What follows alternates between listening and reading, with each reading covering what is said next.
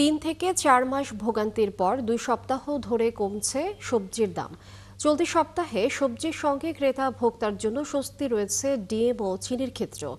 রাজধানীর মোহাম্মদপুর বাজার থেকে আরও খবরাখবর নিয়ে যুক্ত হচ্ছেন সহকর্মী শাহরিয়ার ইমতিয়াজ। শাহরিয়ার, কেমন দেখছেন ছুটির দিনের বাজার এবং নিত্যপণ্যের দাম নিয়ে ক্রেতাদের প্রতিক্রিয়া কেমন দেখছেন জানাবেন।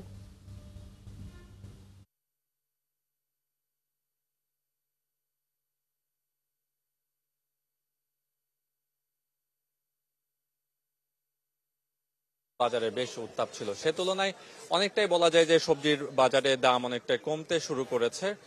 আমরা এখন আছি রাজধানীর মোহাম্মদপুর বাজারে, এবং মোহাম্মদপুর বাজারে আমরা ঘুরে যেটা দেখেছি, গত সপ্তাহে যেমন কাঁচা মরিচের দাম ছিল 180 টাকা কেজিতে, সে তুলনায় এই সপ্তাহে 120 টাকা কেজিতে কাঁচামরিচ বিক্রি হচ্ছে। এছাড়া যদি বলি যে বেগুন, সিম, ফুলকপি, টমেটো, ঢেঁড়স, পটল, সেটা 70 থেকে 80, সিম বিক্রি হচ্ছে 60 টাকা কেজিতে, ফুলকপি 60 টাকা থেকে 70 টাকা, এবং টমেটো 120 থেকে 140 টাকাতে।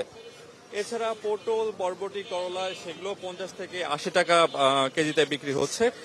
আর আমরা যদি একটু ব্রয়লার মুরগি এবং সোনালী মুরগির কথা বলি, সেটা 160 থেকে 70 এবং 250 থেকে 300 টাকা কেজিতে বিক্রি হচ্ছে, যেটা গত সপ্তাহে প্রায় একই দাম ছিল। গত সপ্তাহে 160 থেকে 70 এবং 250 থেকে 300 টাকা কেজিতে ছিল সোনালী মুরগি।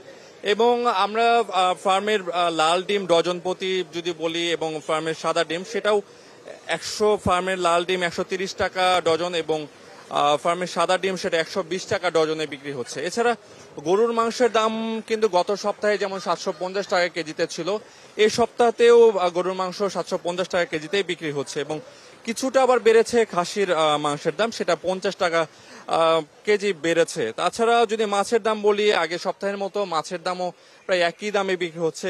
রুই 300 থেকে 350, এবং কাতল 200 থেকে 220, শিং 360 থেকে 420 টাকা কেজিতে বিক্রি হচ্ছে। তো তো সব মিলে যদি বলি যে সবজির বাজারে গত কয়েক মাসে যেরকম সবজির দামে উত্তাপ ছিল, সে তুলনায় অনেকটাই কমছে। তবে এখানকার যারা ক্রেতারা আছে তারা বলছে যে আসন্ন শীতের আগে যেরকম দাম আসলে কম থাকার কথা, সে তুলনায় অনেকটা কিছুটা বেশি। তো এই ছিল আমার কাছে রাজধানীর মোহাম্মদপুর বাজার থেকে সর্বশেষ। শাহরিয়ার ইমতিয়াজ, অনেক ধন্যবাদ।